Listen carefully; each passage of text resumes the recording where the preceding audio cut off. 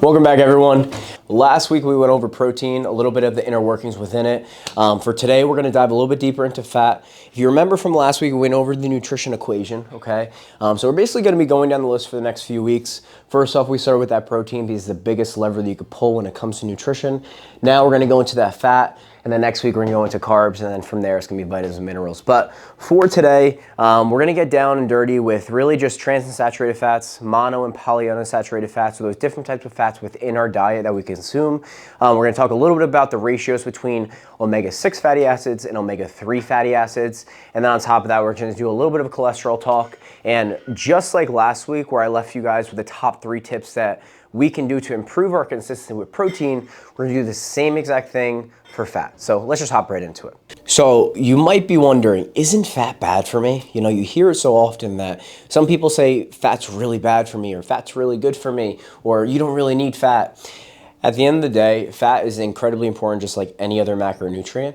And again, try not to demonize any type of macronutrient as being good or bad. It's the quantity in which you eat it and the quality of the source that you do eat. So there's good types of fats and there's bad types of fats, okay? So we're gonna get a little bit deeper in that in a second, but technically, no, fat isn't bad for you, right?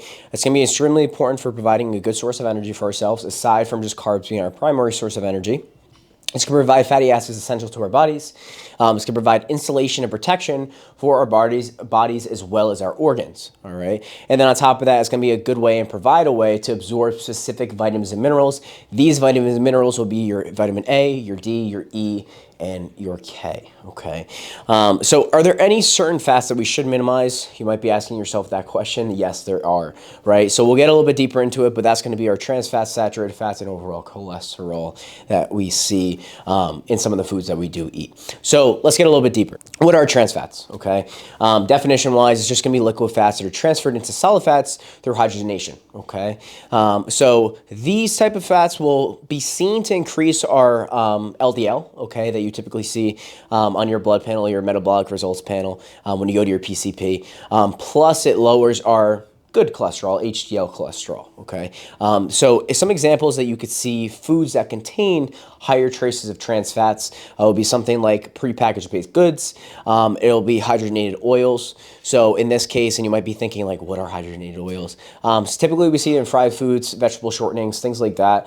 It's gonna be higher traces of those trans fats. So we wanna try to minimize it throughout our diet as much as possible, right? Again, we may not have the luxury of completely avoiding them at times, right? But if it's in our best interest to put our health first, then we want to try to consume little to none. But what are saturated fats? And I hear this get thrown around a lot, that people say, oh, you really got to watch your saturated fats. You really can't have too much.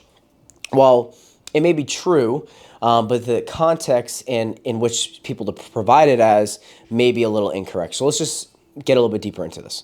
So saturated fats are just made solid or waxy at room temperature. They're typically seen in any animal, dairy, tropical oil products, okay, some of those coconut oils and things like that. These saturated fats are actually seen to decrease our SD-LDL and increase our large buoyant cholesterol. So what does that really mean? So our SD-LDL is our small density LDL particles that we are seeing in bloodstream. If I have to make it as simple as possible, our SD-LDL, we want to try to minimize as much as possible.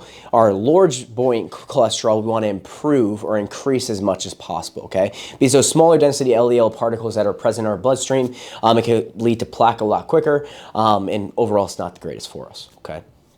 So some examples of this are just higher fat animal products. So if you're going to go to the store and get a ground beef, it's going to be 80% lean, 20% fat. You're going to hold a lot of saturated fat in there. So you just got to be wary of it and cautious. Even if you were to get a 93 or 96%, whether it be ground turkey or ground beef, there's still going to be a little bit of saturated fat in there. You have higher fat dairy products as well. So these are like milks, full fat yogurts, things like that. And then you have, like I mentioned before, the coconut oils or the palm kernel oils. So how much in our diet should we include of saturated fats? So personally, based off of recommendations and what I like to do is about 10% of total calories or less. So let's just say, for example, I had 3,000 calories. All I'd be doing is taking 3,000, we should credit on here for you. It's gonna be 3,000 calories, let's just say I had daily that I eat, okay? So 3,000 calories. And then from there, I want to take 10% of that. So I just multiply that by 0.10. Okay, that's going to give me about 300 calories. Now, you might be wondering, what do I do with those 300 calories? Well, there's another equation that we do from here, okay? What we do know is that fat itself is 9 calories per gram, okay? So all we would do here is 300 divided by 9, which will equal 33.3 grams of fat being saturated. So we want to minimize our daily intake of saturated fat to 33 grams or below. Okay, so keep that in mind for yourself. It gives you something to work off of. Okay, so let's get into the healthier fats. These are going to be your unsaturated fats. So your monounsaturated and your polyunsaturated. So if you're looking at a nutrition facts label and it says 10 grams of total fat, and then you're looking underneath, there's going to be saturated fat, trans fat, poly, and monounsaturated. Okay, if it's a food item that is a little bit higher in the concentration of healthy fats, you'll see, let's just say if it was 10 grams, 2, 3, 4 grams of polyunsaturated fat, 2, 3, 4 grams of monounsaturated fat, and maybe 1 gram of saturated fat or a little bit less than that, and no trans fat. All right. So what are they? These type of fats are typically found from our plant sources. So they're seen to improve our cardiovascular health. You see all the time that people really preach those healthier fats, those monos and polyunsaturated, and that's for a good cause and reason, all right? So these type of examples will be nuts and nut butters. So these could be your peanut butters, your almond butters, your sunflower butters, things like that.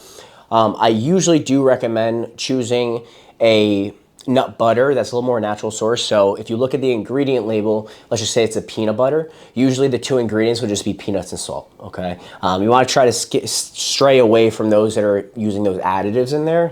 Now again, it's not the end of the world, but if you're gonna, justify a couple bucks, I would recommend doing the natural peanut butter.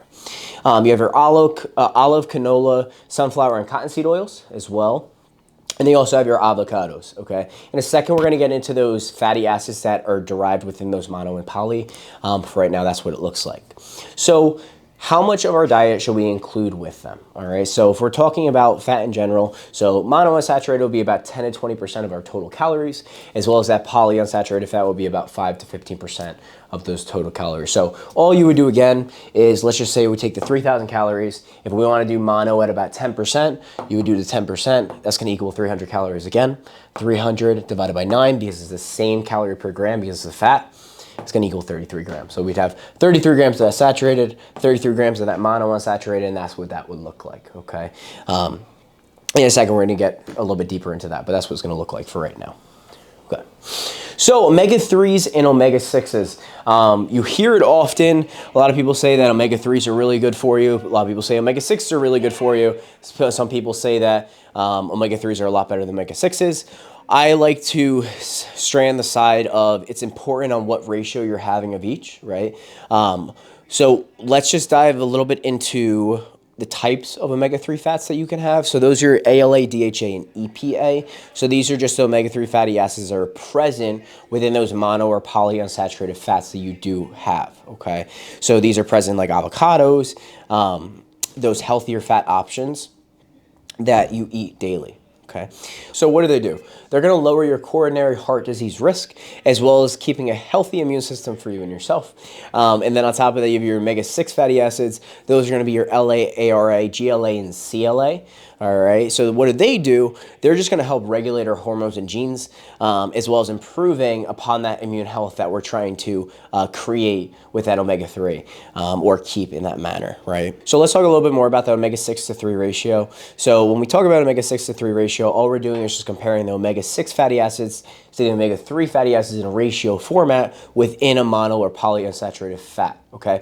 Most often than not, you're not going to be able to see exactly the derivative of like 2.6 grams of this acid or 3.3 grams of linoleic acid, right? It's not going to show up in that nutrition fact. So it really doesn't help us. So I gave you some examples of something that we do know about. So if you are eating these throughout the day, you know what it is. And when we look at these ratios, we want to try to keep it minimally or below 4 to 1 of a ratio, okay? Most foods that we do eat consistent of our everyday diet is a 20 to 1 ratio. So that's 20 omega-6 fatty acids to 1 omega-3 fatty acid. That's a lot, okay? So if we could bring that down just a little bit, we could start to decrease that SDLDLs, those small density LDL or particles, as well as increasing our large buoyant cholesterol particles, all right? Which is vitally important. So if we go down the list, we see fruit is about 3 to 1 or better of a ratio, which is great. White potatoes 3 to 1, sweet potato 4 to 1. We get a little bit deeper. And then we see another ratio where it could be flax seeds at 1 to 4 or chia seeds at 1 to 3. Now again, it's not bad if it looks like that. We just know that we're having a little bit more omega-3 fatty acids in relation to omega-6 fatty acids. So if you already have a large ratio throughout your day of those foods that contain 20 to 1, having a 1 to 3 is going to help you more than hurt you. So I know there's a lot that just came out of this when it comes to optimizing your fats, all right? So let's break it down a little bit further for you guys, something you can walk away with so that you can apply to your lifestyle and your eating habits right now.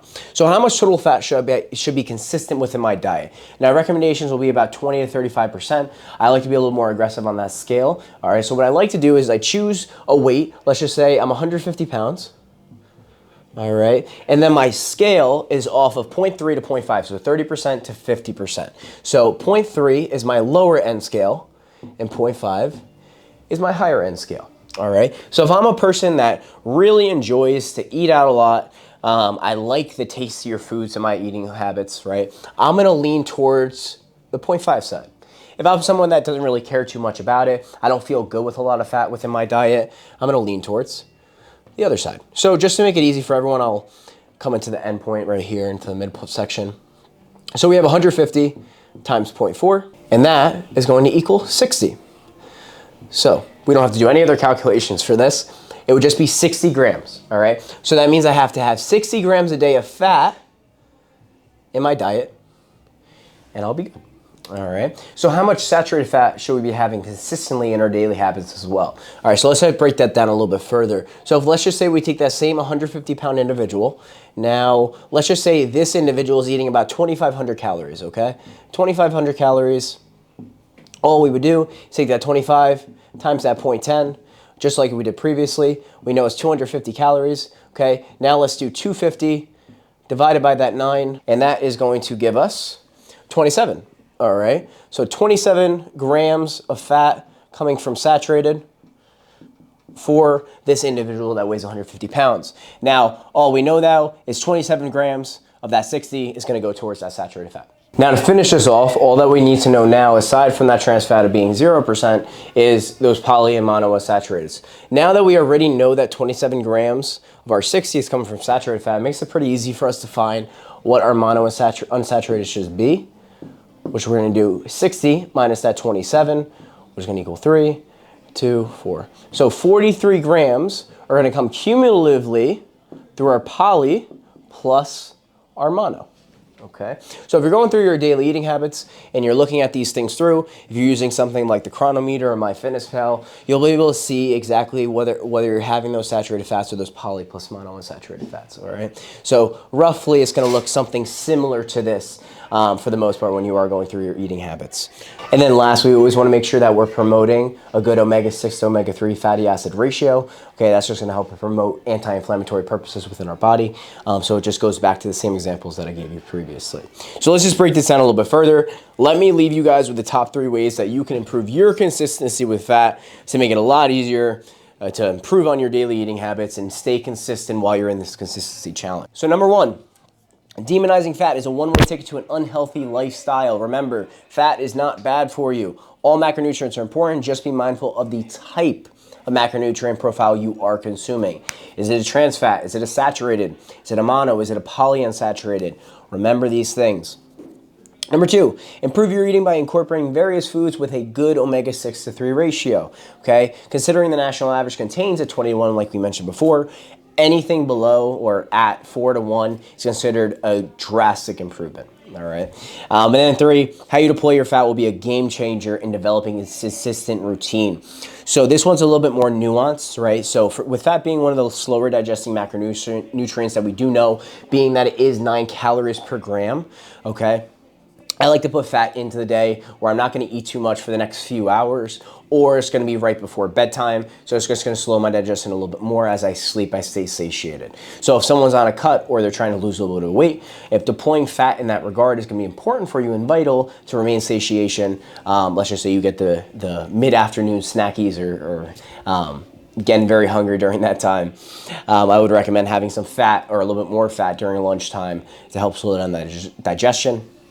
You'll be a little bit more satiated. And then of course, we want to make sure we don't do a few things. And one of them is going to be having less than 40 grams of fat daily. All right. You may think that fat is the enemy, so to speak, but in the reality, you're just causing more issues and trying to solve some. So going back to the 30% by the 50%, let's just say you're 100-pound individual and you took that 30%, I would recommend not going down that road. I'd honestly put you a little bit higher than the 50%, only because we want to make sure we're improving upon our hormone regulation. We want to make sure we're not causing any issues within our organs, all right, or our body in general. So I'll put you on the higher end of that if you were 100 pounds. So if you were to take a 30% or a 40% and it's below 40 grams, you probably shouldn't be in that range, okay? We also want to make sure that we aren't choosing just the first fatty food that comes in our way in the supermarket, all right? We want to really pay attention to what we are grabbing and what's important for us. So turn on that, see what the nutrition fact looks like. If it has a lot of trans fats, probably not good for you. If it has a whole lot of saturated fat and you already have a lot of saturated fat in your diet, it's probably not a good chance for you, all right? And then also we want to make sure that believing saturated fats are the reason you have high cholesterol, we do not want to do that. Okay, I hear it so often where people say bring down your saturated fat. Well, it may be true, right? It may be true in your case scenario, but more often than not, it's a collection of the entirety of what you eat throughout your day, weekly, monthly, yearly, that's causing that higher cholesterol. It's not just a product of saturated fat when it may not even be the culprit. Okay, so clean up these systems, choose what will work best for you with all this fats that we listed out today, get a little bit better at one of those categories and then compound on that over time. Aside from that, next week we're gonna go over a little bit more of the carbohydrates, okay, going through that equation once more time, and I look forward to seeing you then.